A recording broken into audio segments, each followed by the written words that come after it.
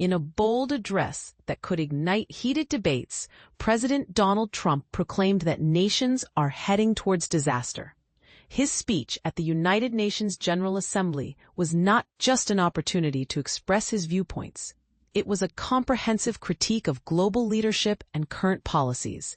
During his intense 56-minute presentation, he outlined his opposition to both immigration and climate change initiatives, while urging countries to reconsider their approaches to these pressing issues.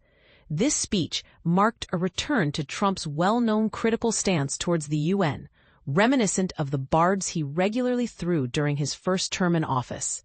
When he finished, he exited the hall to polite applause from the assembly, a testament to the mixed reception world leaders often have for his controversial remarks. One significant aspect of Trump's address was his unequivocal rejection of efforts by allied nations to support a Palestinian state amid ongoing violence in Gaza. He strongly advocated for European countries to adopt economic measures aimed at Russia, mirroring the sanctions he believes are necessary to halt the conflict in Ukraine. A primary focus of his discourse revolved around two of his most contentious topics, immigration and climate change. Trump cited his administration's stringent immigration policies as a model for others to emulate, arguing that such measures were crucial to prevent mass migration, which he claims is fundamentally altering national identities. However, advocates for human rights counter that many migrants are simply seeking better lives and opportunities. "I excel at this kind of analysis," Trump asserted during his speech. "Your countries are spiraling toward chaos." In a striking contradiction to widespread scientific consensus, Trump denounced climate change as a con job and called for a renewed dependence on fossil fuels.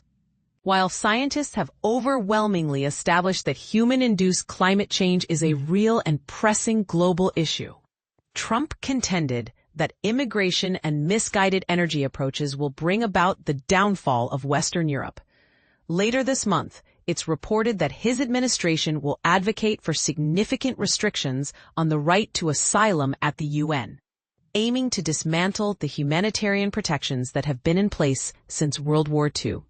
Throughout his speech, Trump included numerous statements that have been deemed false or misleading, such as the claim that London Mayor Sadiq Khan intended to impose Sharia law on the city, and that inflation had been conquered in the U.S., despite a recent uptick reported by the Federal Reserve. European leaders have been working diligently to shore up their relationship with Trump, hoping to secure his alliance in resolving the Ukrainian crisis. Despite this, during his UN speech, he belittled NATO allies for their continued purchase of Russian oil, stating it was illogical for them to fund a war against themselves. Should Russia remain unwilling to negotiate a peace agreement, the United States is ready to implement severe tariffs, he warned, emphasizing that European nations must align with U.S. actions for these tariffs to be effective. Following the speech, he conferred with Ukrainian President Volodymyr Zelenskiy, who sought his assistance in bolstering support against Russian incursions. When asked whether NATO countries should shoot down Russian aircraft violating their airspace, Trump responded affirmatively, igniting further discussion on military responses to ongoing conflicts. When it came to the complex Israel-Palestine situation, Trump was unequivocal in dismissing calls for a Palestinian state, asserting that such an action would overly reward Hamas for its violent actions, and reiterating his demand for the return of hostages held by the organization. Despite casting himself as a peacemaker with aspirations for the Nobel Peace Prize, Trump lamented the lack of support from the United Nations for his attempts at brokering peace in various tumultuous regions. He also shared personal anecdotes about the organization's infrastructure woes, humorously recalling an incident where he and First Lady Melania Trump were temporarily stranded on a faulty UN escalator.